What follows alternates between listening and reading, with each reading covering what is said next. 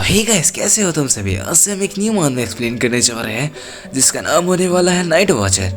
तो अगर आपको ये सीरीज़ पसंद आती है तो यार चैनल को सब्सक्राइब कर देना और वीडियो को लाइक मार देना, जिससे पता चलेगा कि आप हमारे सीरीज़ को पसंद कर रहे हो। बाकी अगर आप इस वीडियो को अच्छा आपको लगता है तो मैं इसके हर एपिसोड को कम से कम 3 या 4 दिन में अपलोड करूँगा, क्योंकि यार पढ़ाई करना पड़ता है, तो आपको बता दे रहा हूँ। तो बाकी यार वीडियो एंजॉय करो।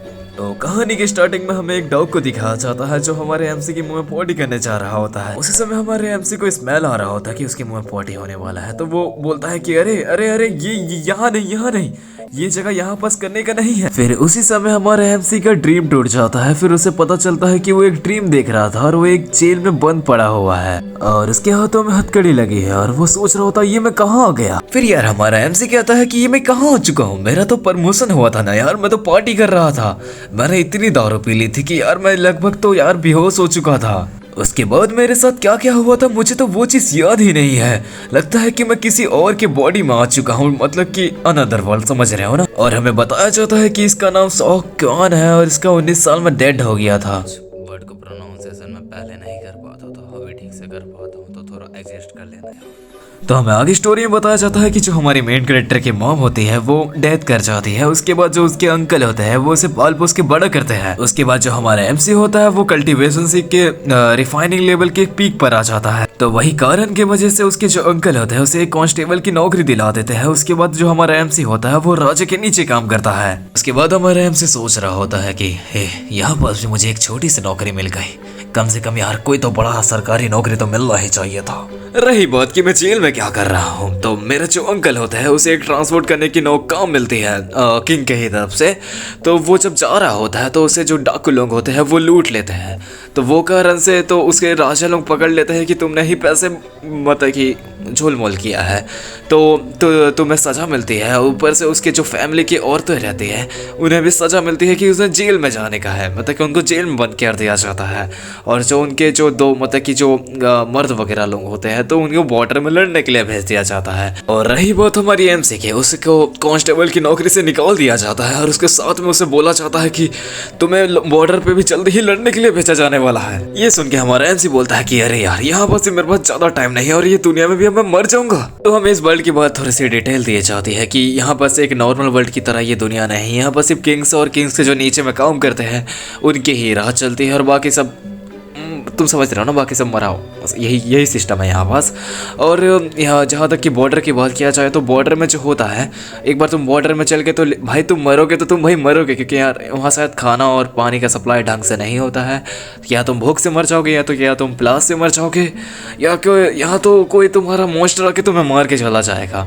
वहाँ बस तुम जाओगे तो तुम्हारा मरना लिखित है, यही हमें बताया जाता है। फिर जो हमारा मेन कैरेक्टर होता है वो कह रहा होता है कि अब तो यार मेरा मरना लिखित ही है, मतलब कि मैं मरूंगा तो यार मरूंगा।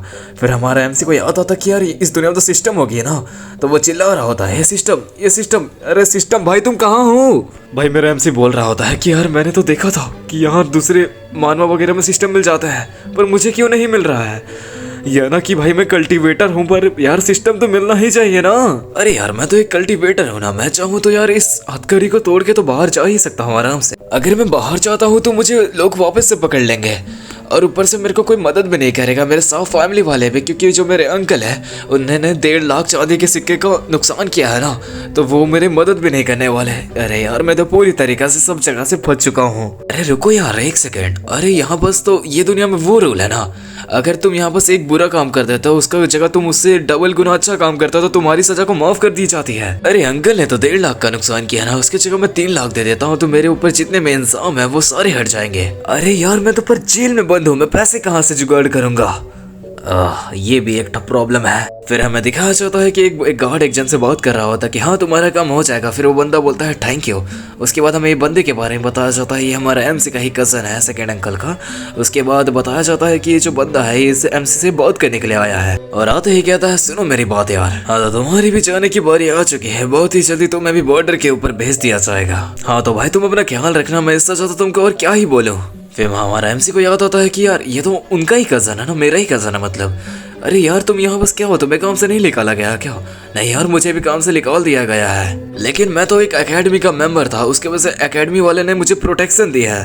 इसलिए बस मेरा एक नौकरी को छीना गया है और बाकी मुझे ज्यादा सजा नहीं मिलने वाला, तो मैं बच चुका हूँ। फिर हमारा मेन कैरेक्टर सोचता है कि इसे सिर्फ काम से नहीं निकाला गया है, इसके साथ और भी बुरा होगा, जैसे कि इसके पूरे खानदान को सजा मिल चुकी है। इसके बच्चे होंगे और इसके पोता पोती होंगे, उनको भी पढ़ाई के मौका मतलब कि नहीं मिलने वाला है। उसके बाद कुछ नौकरी वगैरह कुछ भी नहीं मिलेगा और इसके मतलब कि इसकी पूरी जिंदगी झंड हो जाएगी। मतलब कि ये बंदा एक सुसाइड करने के बारे में सोच रहा है। ओए भाई, क्या तो सुसाइड करने वाला है। उसके बाद वो बंदा कुछ बोलता तो नहीं है, पर उसके मुंह के एक्सप्रेशन से पता चलता है कि वो सुसाइड करने वाला है। उसके बाद वो बंदा कहता है कि भाई उससे तुझको मतलब नहीं है भाई, तुझको जीने का मौका मिल रहा है, तुझको जितना जीना है तू जी भाई, तू जी। देख भाई, ये समय हार मानने का नहीं है भाई जिंदगी से।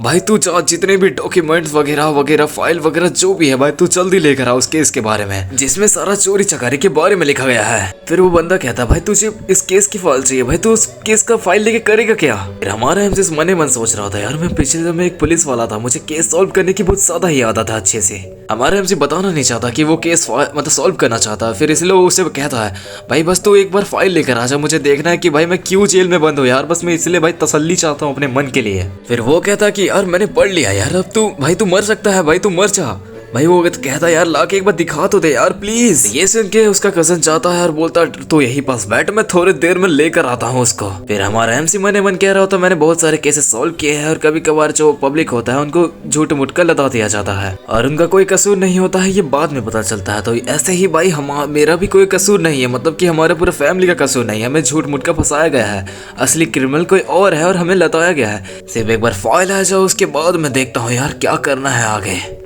हाँ तो कुछ समय बाद कसन आके फाइल ला के उसके हाथ में पकड़ा देता है। उसके बाद कसन कहता है कि ले जल्दी देख और मुझे दे। वो बोलता भाई तुम यहाँ से चल जाओ यार, मैं इसके ऊपर रीड करके अच्छा सा तुमको दे दूंगा यार, तुम यहाँ पर से जा सकते हो। फिर कसन वहाँ से चला जाता है। 5 मिनट तक पढ़ने के बाद हमारे एमसी को पता चलता है यार वो तो एक अनपढ़ जाहिल है, मतलब उसका जो बॉडी का जो ओनर था वो अनपढ़ जाहिल था, उसको कुछ पढ़ना ही नहीं आता था।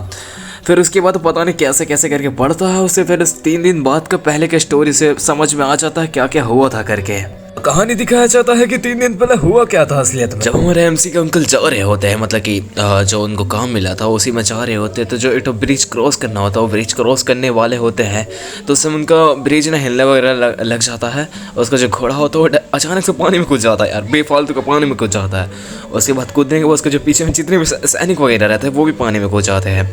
कूदने के बाद होता क्या है कि पानी में ढूंढना वोना चाहता है 1.5 लाख चांदी का सिक्का, गया तो गया कहाँ। फिर उसके बाद 12,000 चांदी का सिक्का मिलता है और बाकी का जो 1.5 लाख चांदी का सिक्का होता है वो गायब हो जाता है भाई। और जब हमारा एमसी सोचता है कि भाई ये क्या हुआ, मतलब सारे सामान कहाँ चले गए, वाह भाई। फिर हमें गवर्नर ऑफिस का सीन दिखाया जाता है जहाँ बस गवर्नर कह रहा होता है कि ओए मुझे हम लोगों को राजा ने ऑर्डर दिया है कि हमें जल्दी जल्दी से ढूंढना पड़ेगा। फिर हमारा दूसरा चाचा बोलता है कि अरे तुमने एक तो रॉयल फैमिली की तरफ से तो वॉचमैन मिलता है ना, वो कहाँ पास है, उससे पूछा कि नहीं तुमने। फिर पहला चाचा बोलता है अरे मैंने उसे खोजा, उसको इतना मारा, वो बताने की कोशिश तो करे, वो साला कुछ बताता ही नहीं है। और यहाँ बस एक लड़की भी बैठी होती है जो एक सेट के लिए सबसे यंगेस्ट डिसाइपल होती है। हाँ तो फिर वो लड़की कह रही होती है कि मेरे पास एक टेक्निक है मेरे सेक्ट की जो जिससे कोई भी सच बोल देता है, मैं उस पर यूज़ करती हूँ। तो पर उसने जो भी बोला है वो सच बोला है। तो फिर दोनों चाचा बोलते हैं हाँ यार ये लोग का सेक्ट वाले जितने भी यूज़ करते हैं टेक्निक वो सच बोलने वाला था, तो मतलब कि उन्होंने सच ही बोला होगा। फिर चाचा बोलते हैं कि हाँ चलो यार इसने तो सच ही बोला होगा। और बाकी इसके सेक्ट के भी सारे डिसाइपल गए हैं चेक करने के लिए, वो लोग जब आएंगे तो मालूम चला जाएगा। उसके बाद जो लड़की होती है वो गन्ना चूस के खा रही होती है और उसका जो गंदा होता है उसे साइड का टेबल में गिरा रही होती है। उसी वजह वॉचमैन होता है वो कचरे को पकड़ लेता है और कहता है कि ये लीजिए आपका मैंने मैसेज लेकर आया है। फिर वो मैसेज पढ़ती है तो बताती है ये मेरे सेक्ट के बंदों की तरफ से आया है। देखो इसमें लिखा है ये है कि डिमोनिक लोगों के ऊपर हमें शक था पर उसका कुछ भी फायदा नहीं हुआ क्योंकि उन लोगों का कुछ ऑरा भी नहीं मिला वहाँ पास और ना एनर्जी कुछ भी दिखाई नहीं गया है, तो हमें कंफर्म नहीं है कि किसने ये काम किया है। देखो यार तभी वहां से चचा उठ के कहता है कि जब किसी ने किया ही नहीं है, मतलब डिमोनिक लोगों ने भी नहीं किया, उसके अंकल ने भी नहीं किया है, तो किया किसने है। इसी के बाद वॉचमैन हैरान होके कहता है कि अरे डिमोनिक सेट वाले से कर ही नहीं सकते हैं। तो तभी गवर्नर बोलता है कि अरे जब किसी ने किया ही नहीं है तो 1.5 लाख चांदी के सिक्के गए कहाँ। अभी ये लोग कुछ सोचते हैं कि अरे ये तो पानी में ब्लास्ट हुआ था तो पानी में गिरा था ना, कहीं पानी के बहाव से तो नहीं बह गया है, ये लोग सोचते हैं भाई। तो ये था इस सीरीज का पहला चैप्टर, बाकी का आपको चैप्टर देखना है तो यार चैनल को सब्सक्राइब मारो, लाइक मारो यार, थोड़ा सा सपोर्ट दिखाओ। बाकी मिलते हैं किसी और वीडियो में और बाय बाय, ध्यान रखना।